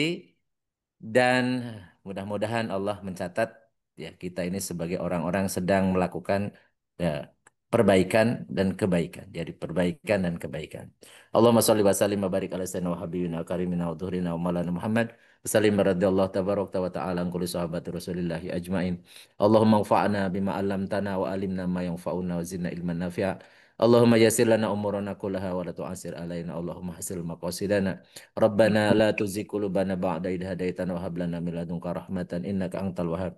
Rabbana atina fid dunya hasanah wa fil akhirati hasanah wa qina adzabannar. Wa sallallahu ala sayyidina Muhammadin wa ala alihi wa sahbihi wa barik wa sallim. Subhanakallahumma wa bihamdika asyhadu an la ilaha illa anta astaghfiruka wa atubu ilaik. Subhana rabbika rabbil izzati amma yasifun. Wassalamun alal mursalin. Walhamdulillahi rabbil alamin.